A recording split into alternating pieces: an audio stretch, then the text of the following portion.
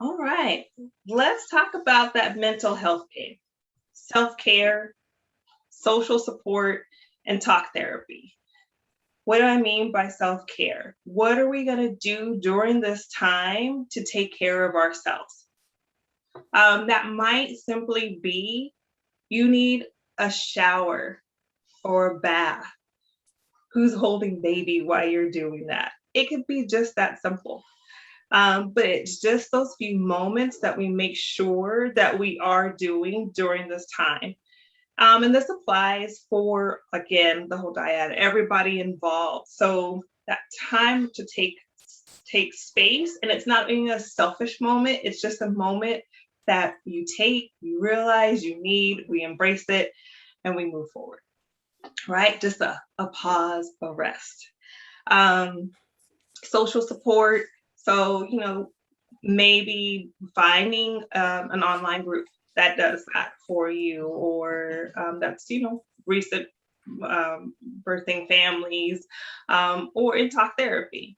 Maybe, and it doesn't have to necessarily be a therapist, but it could be that childhood friend that doesn't live in the same state, but you make sure you make a phone call once a week for 20 minutes or so, something like that.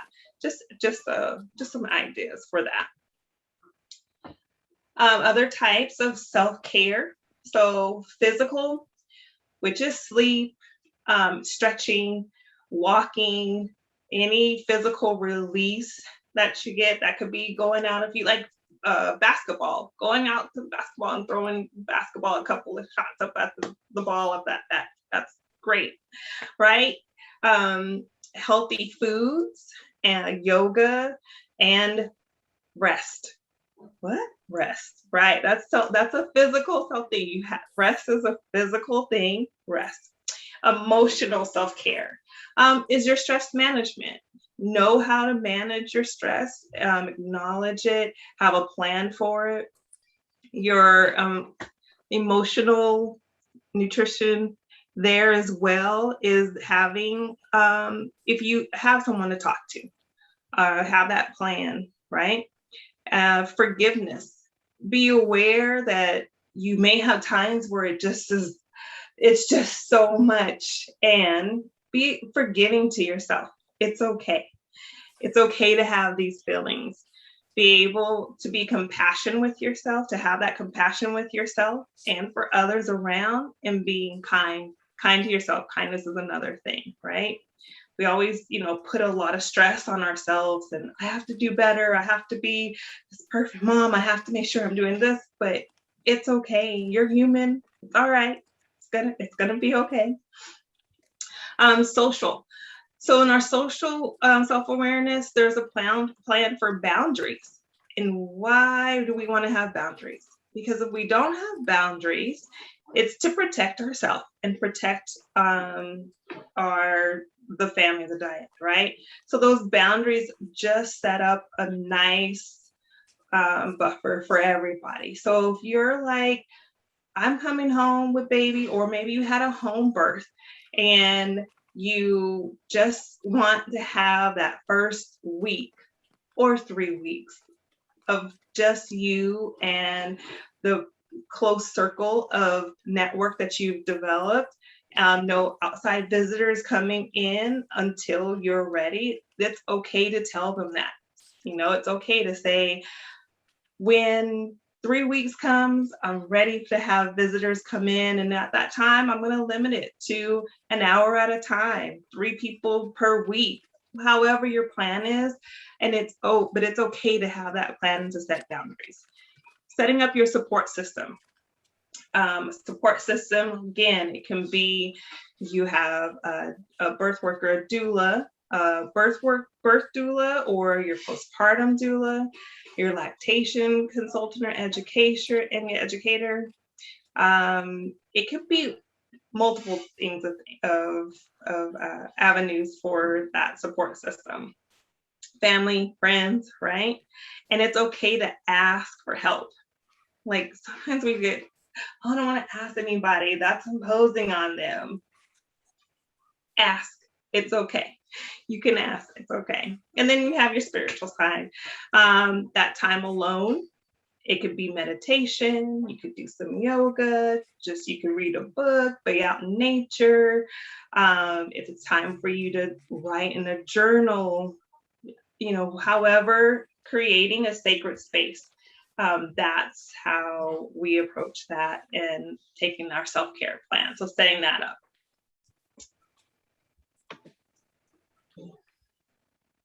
Why do I feel like this?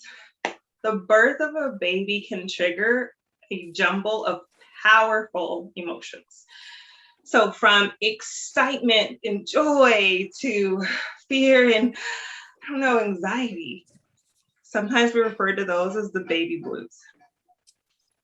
You're thinking, how is that possible? I just had this bundle of joy, this blessing, or maybe blessings, we have multiples.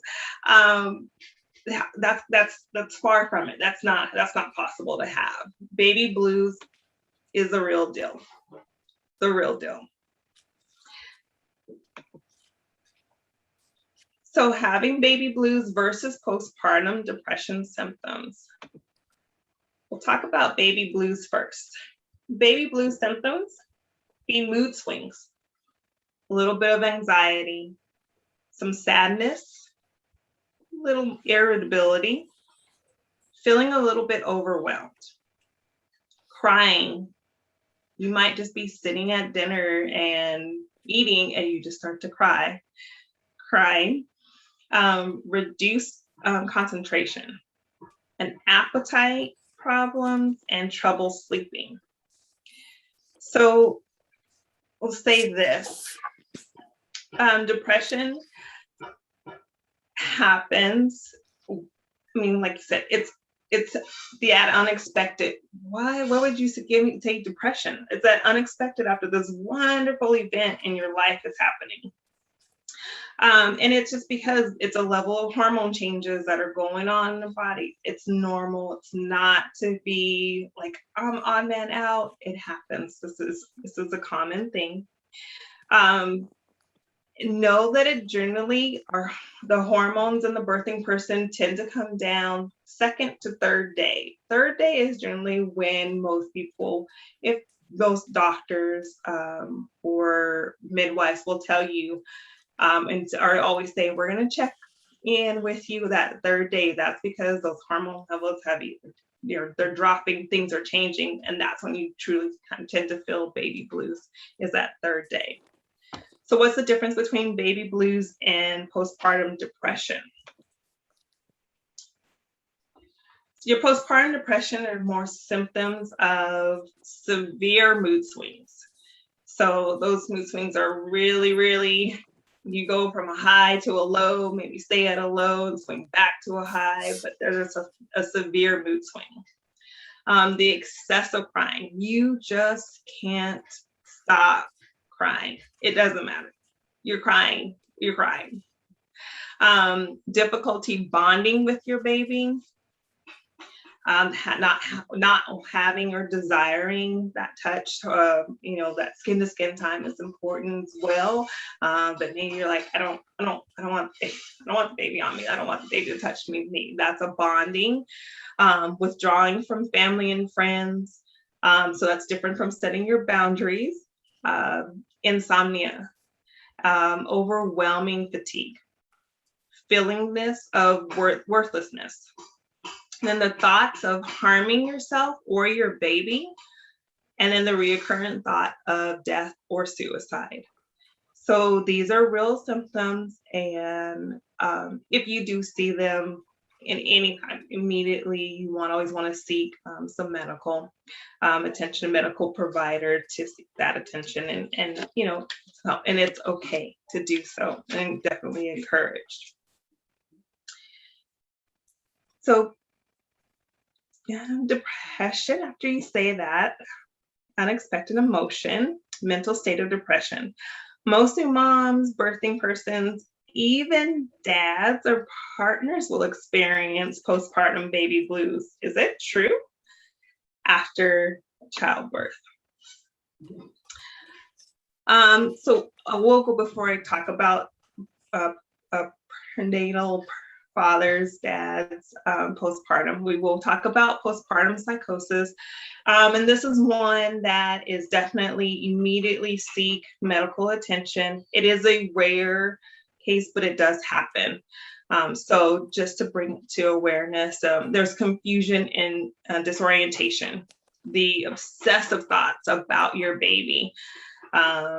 To clean, there's just those thoughts are constant. They're obsessively, you're thinking about this.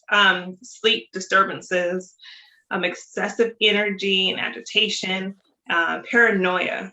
You're, watching me, he's not doing this, those kind of things, and attempts to harm yourself or to harm your baby.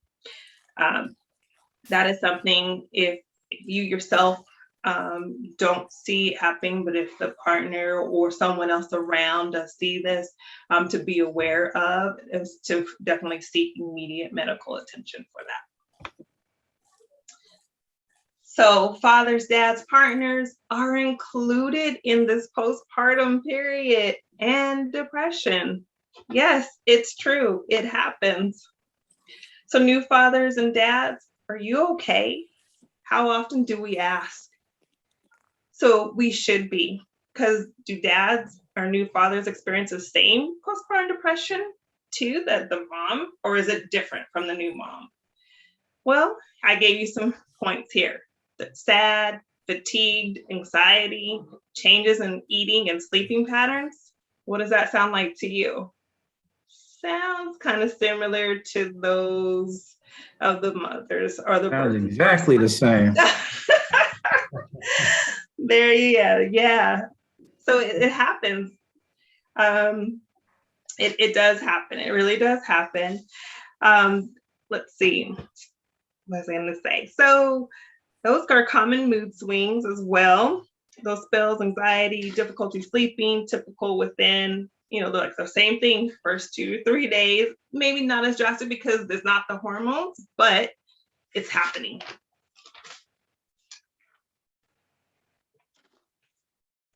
So postpartum depression in a new father, yes, it is the same as the mother's experience with the postpartum depression. We will say young. I think any father doesn't have to be young, but that's statistics. That's what they say. Young, have a history of depression, experience relationship problems, or are struggling financially, tend to be the ones that are most at risk of having postpartum depression in men or the fathers. And they can have the same negative effect on the partner relationship and the child development as the postpartum depression in the mom. So that can have that same, like, I don't want to have anything, I don't want to hold the baby, like that same thing. And so that bonding time can be affected by it as well. So yes, it's true. You're included. Postpartum exercise. Oh, I don't know, can say enough about it. I don't know if I can say enough about it. Postpartum exercise, it's just good. I mean, movement of the body is good, period, but definitely afterwards, it helps to regulate everything, your hormone levels, your blood, fluid, like everything just helps. And you don't have to do anything extreme. It's not like you got to get back out there, get to a gym. You could just simply walk. It's enough. Let's get your cardiovascular going. Just remember, like, as the birthing person, you just did something amazing, right? So give yourself credit and then take it easy coming back in. So many benefits from this. Just remember, start gentle, evaluate the pelvic floor, be mindful of the wobbly joints, because what happens is the body of the birthing person gets all this extras during the birthing period, right? Or during the pregnancy period. So all this extra stuff gets put in, our hormones and all that jazz. And so things get a little loose and goosey. And it's to help to have birth, right? So trying a variety of postpartum exercise is recommended. So you don't think, oh, okay, well, I was a runner before and I'm going to just get back out there and run that 5 miles. I'm not a runner, but taking that walk, like I said, do. Maybe trying a yoga class. Maybe you do weightlifting. You want to start with low weights. Your baby is a weight. So maybe even try a baby and me class. There's there's a variety out there. But it should also be an activity that you enjoy or movement that you enjoy. Dancing, turn on the music, get up and dance. Just moving, it'll just feel good, and it also helps to with the mental health as well.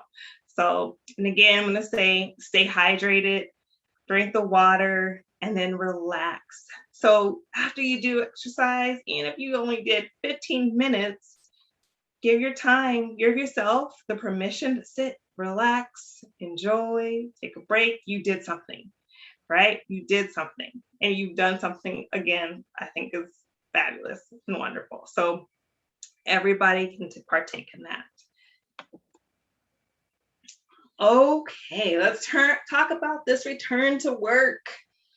So we may have some moms on a mission, right? Moms on a mission. What's going on here? I will tell you, pregnancy disability leave. In HR, we love our little acronyms. So the Fair Employment and Housing Act, we refer to as FEHA, is enforced by the California Department of Fair Employment Housing, DEFA. Contains provisions of guaranteeing leave for employees disabled by pregnancy, childbirth, or a related medical condition. So pregnancy disability leave, we also refer to as PDL. Right. So if you're at work, you're getting ready to leave. When can I start my leave? How do I make sure I get it? I did leave this up here on the website, and it's actually, this fact sheet is a pretty awesome fact sheet. Probably should have included it as a handout, but you guys can go there to the website, and it's just a fact sheet with some phenomenal stuff there on it. But when does your disability leave start? Does anybody know? And what's your plan of returning? Who's returning when? When's the partner returning to work? Let's identify what's going to work best for your situation, for your family, and for your needs. So in addition to that PDL, the California, I don't like saying no, but I'm like CFRA, requires employers of 5 or more employees to provide 12 weeks. Yes, I said 12 weeks of job protected leave to employees to bond with a new child. And that can be by birth, by adoption, or even foster placement. To care for a family member with a serious health condition, or become the employee has a serious health condition themselves. So CFRA leave is not for pregnancy related conditions. So this is in addition to CFRA's in addition to your PDL, because PDL is your pregnancy disability leave. So in addition to CFRA 12 weeks, just saying, is your CFRA is not your pregnancy related condition leave, which is required by your PDL. Employees are entitled to take this CFRA leave in addition to any leave entitlement related to pregnancy. And CFRA leave can be taken to bond with the new child, and it must be the only requirement is completed within the 1 year of birth. Did you hear that? Yeah, I said 1 year of birth. So when's partner returning to work? What's going to work best for you? And again, that birth can be a birth, adoption, or foster placement. So here's the situation. You have the plan. We've decided that birthing person's going to stay, remain at home with baby until the first 12 weeks. They're going to use 12 weeks. We'll say, they're going to use 10 weeks, right? So partner's going to return while those first 10 weeks. When birthing person returns back to work, then the partner is going to take their CIFRA leave.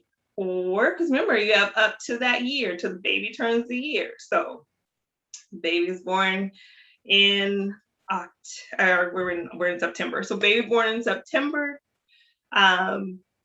December, birthing person goes back to work, and then we have the partner going. Dexter, you have your hand raised. Go ahead. Yes, just a quick question. So with the time off from CFRA, does that have to be done all at one time? Or no. Okay. Sorry. No, that's fine. No, that's the answer. I just wanted to know, like, can it be broken up? Yes, it can be broken up. It just has to be done before the year of the baby. The baby turns a year. Got it. Excellent question. So yeah, so sometimes I'll at my location or places I've worked before, I have had employees who I say know how to use the system, which works really well, and I applaud them for that, because you're like, has this person been on maternity or paternity leave for like a year? No, because they've broken it up and done it. They may have done 3 weeks at a time throughout. So, just really what happens and what's going to be best for your family and their needs. So when the birthing person's returning to work, identifying again here, what's the best needs and what are the return to work rights? So it is illegal if an employer tries to fire you during this time. They can't say, oh, you're pregnant, I'm firing you. Gotta go. Illegal, can't do it. It's bad. It's ugly. So just be aware of that. So taking, and you're entitled to your leave. So taking pregnancy disability leave. So employers are required by the law to reinstate an employee returning from their PDL to the same position the employee had before taking leave. And the employee may request this guarantee in writing. It's okay to ask for it in writing. It's okay. So in the same situation, an employee may be reinstated to a position that is comfortable. So maybe business they needed to do something and change, but your position title may have changed, but as long as they keep you in the same task, skills, benefits, and pay, that's okay. To the job that you had before taking your PDL. Told you guys I could talk all day, and so I just got my little warning here. I'm like, oh my goodness. Okay, so returning to work. What's our plan? What's our childcare, babysitter, daycare options? What's mom's main concern? What's parent or what's birthing person's main concern? What's partner's greatest concern? What's the plan for housekeeping and chores? Yes, that's serious. I did put that on there. Family, friends, or facilities. Or maybe an option for the child care. Milk supply might be mom's greatest concern. I'm not going to be there to do that quality bonding time, maybe the partner's concern, right? Well, use your CIFRA for that, right? And then housekeeping and chores, hire someone. It's okay. You don't have to do it all. So accommodations at work while working. Employers are required to have, they used to refer to it as a mother's room, but I'm going to say it's a lactation room. So sometimes employers do have to make accommodations for pregnancy, childbirth, and related medical conditions that are able to keep people working reasonable. So before and after. Here is an example of where I currently work, our current lactation room. So if the door is shut, the sign is there. It says in use. So you don't have anybody walking in if you're pumping. So if you're breastfeeding, you have a concern where my milk supply is going to dry up, I'm going back to work, you still pump.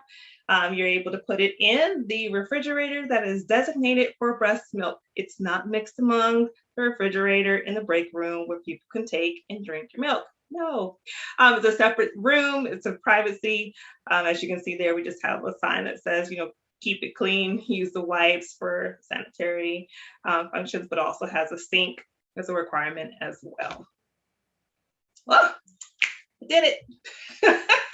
Are there any questions, concerns, comments? I think you have like a minute. Yes, we want to get everyone's comments, and if we can't get it all today, we'll make sure to hold space for it and continue to email. Awesome. Great. I have a question, if there's time still. Yes. When it comes back to time of going back to work and you're realizing your kid's kind of having a little bit of my daughter, she's almost going to be 2 though, and I'm barely going to be trying to get back to work. Is there any kind of advice that you would give, like, to help soothe them through their transition?